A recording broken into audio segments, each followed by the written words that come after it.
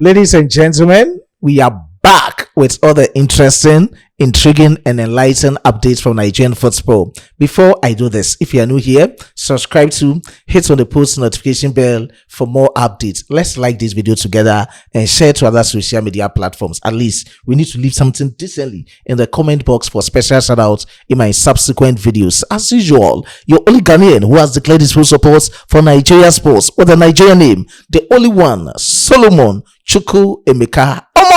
Straightforward, let's get into the details of the stories, and let's start from the camp of our national under-17 girls, the Flamingos. They've qualified for the 10th edition of the FIFA Under-17 Women's World Cup tournament, which is scheduled to take place in Africa. To be specific, it's Morocco from the 17th of October through to the 7th of November 2026. And I tell you, our Flamingos did extremely well yesterday in the final round of the FIFA Under-17 Women's World Cup qualifiers. In the first leg, they defeated Benin National Under-17 girls by 3-2 at Ogun State last weekend. Just yesterday in Lomé, Togo, they defeated the same Benin National Under-17 girls in the second leg by 5-3. So on aggregate, we defeated them by 8-5, and we've qualified ahead of them. This time around, we are going to compete with other 23 countries. Initially, it was supposed to be 16 countries, and now FIFA has increased it from 16 to 24. So with the 10th edition, this is a new format. We are going to have 24 countries being represented, and these 24 countries have been grouped into 6 or 4 each. Quickly, you go through the list of countries that are coming to compete in this 10th edition of the FIFA Under-17 Women's World Cup qualifiers. But before that, big congratulations to our Flamingos. Now, we have CAF 1, CAF 2, CAF 3, CAF 4, and CAF 5, meaning Africa was being represented by 5 countries, including the host country. So we have Morocco to be part of CAF 1, and CAF 2 has already been secured by the Flamingos of Nigeria. CAF 3 secured by Ghana Black Maidens. CAF 4, it was a battle between South Africa National Under-17 girls and Kenya National Under-17 girls. In the first leg, South Africa sat home and Kenya defeated them by 2-0. Just this afternoon, in the second leg, Kenya National Under-17 girls defeated South Africa National Under-17 girls by 3-1. So on aggregate, Kenya has qualified ahead of South Africa by 5-1. And for CAF 5, it was battle between Zambia and Ethiopia. And at the end of the battle in the first leg, Zambia defeated Ethiopia at their own backyard with 2-1. And this afternoon, it ended up 1-0 at Ethiopia's backyard. So we have Zambia and Kenya, parts of Ghana, Nigeria, and Morocco representing Africa in the 10th edition of the FIFA Under-17 Women's World Cup tournament scheduled to take place in Morocco. And briefly, let me go through the groups being seeded by CAF, and let's see how best we can compete with all the external details. So Group A, we have Morocco to be the host country, New Zealand, Germany, and Argentina. Group B, we have Korea DPR, Puerto Rico, Poland, and CAF 1, that is our very own Flamingos. Group C, we have Canada, Brazil, Norway, and CAF 2, that is our very own Black Maidens of Ghana. Group D, we have Japan. CAF 3, this time around, we are going for Kenya, France, and Venezuela. And you have USA in Group E, Samoa, CAF 4, that is our very own Zambia, and China PR. Group F, you have Spain, Mexico, Australia, and Chile. So these are the countries going to compete in this 10th edition of the FIFA Under-17 Women's World Cup tournaments. And once again, big congratulations to our Flamingos. They are really doing well, especially when it comes to our women football. They are dominating right from the Under-17 through to the Under-20 to our very own Super Falcons. And you have to hail them for whatever they are doing. We know that the NFF are still trying to maneuver their way out to get the best for the boys side from Under-17 to Under-20 to the Under-23. That is a dream team, true to our Super Eagles, and let's rally behind them. Now let's talk from the camp of our Super Falcons. They are also joined up for the 2026 WAFCON tournament. It is scheduled to take place at the same Morocco from the 26th of this month, July, through to the 16th of next month, August 2026. You'll be competing from Group C. And one thing you should note is that we are competing for our 11th continental trophy or crown. And this time around, this WAFCON tournament is going to be more significant. I've already stated this, and it's going to be historic because it's going to serve as a pathway or qualification pathway for the 2027 World Cup tournament. That is the Women's World Cup in Brazil, which will be played between June and July 2027.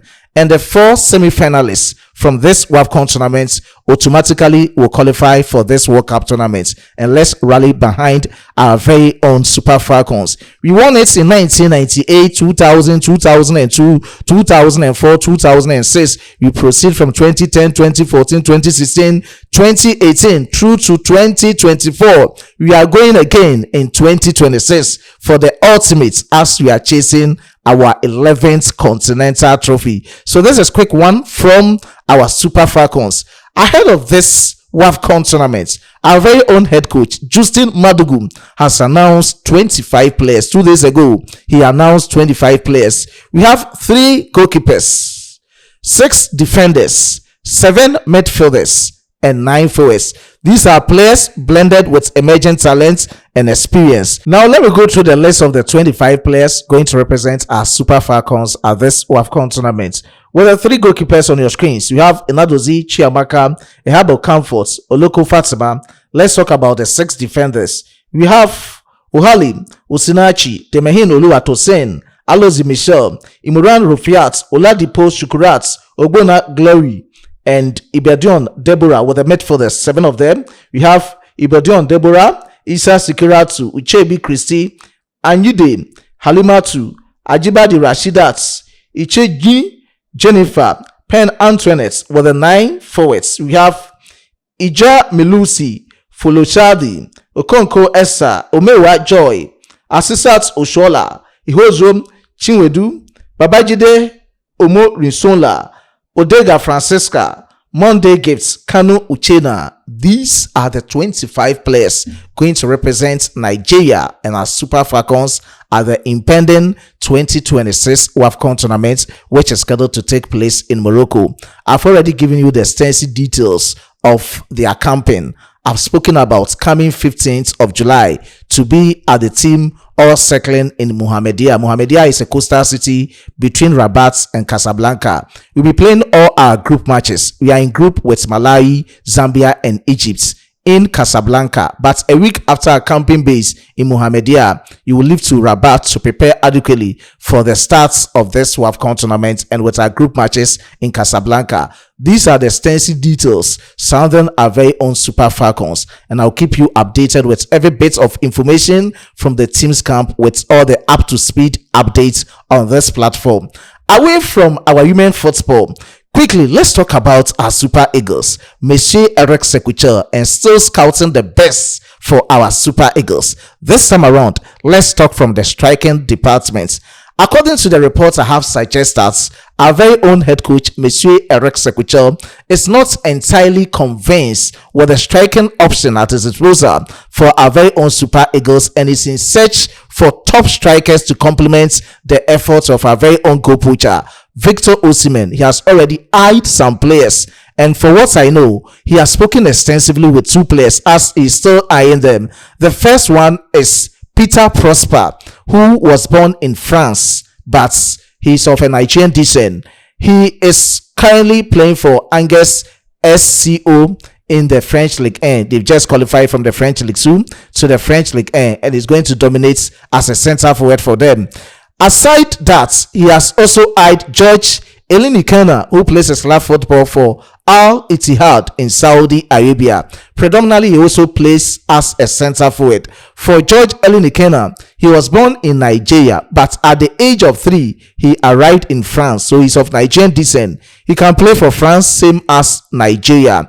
And for Peter Prosper, He can also play for France, same as Nigeria. So this is quick one about the striking option as what Monsieur Eric Sekuchel is scouting for. All these players are very young. For Peter Prosper, he's just 18 years. For George Elinikena, he's also just 19 years. Now, one player is being scouted by Monsieur Eric Sekuchel. This is another striker he's hoping for to be part of our Super Eagles team. His name is Kaye Furu.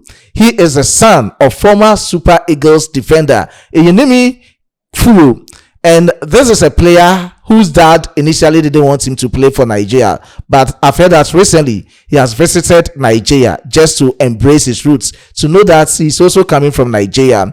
He was born in Belgium and he's of Nigerian descent, so he can represent both Belgium and Nigeria. He has even represented Belgium under 16 side, but he's still eligible to represent our Super Eagles.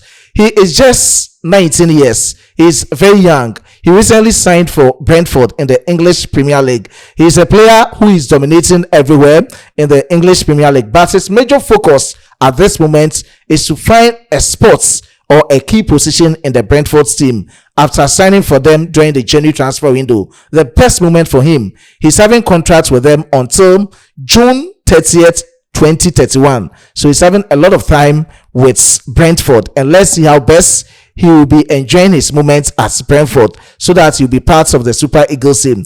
Initially, his dad didn't want him to come and play for Nigeria, though he's a former Super Eagles defender.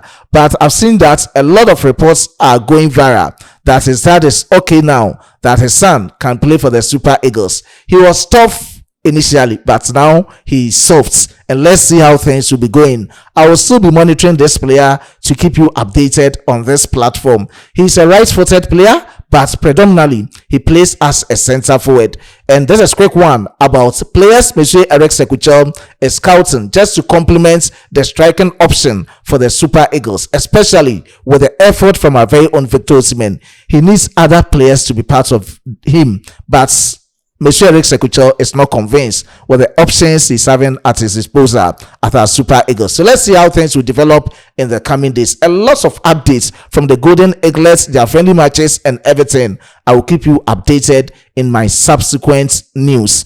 I was being supported by my hardworking chief editor Emmanuel Kwame Asiedu and my amazing graphic designer John. Before I take a leave of you, let me give special shout out to these amazing commenters.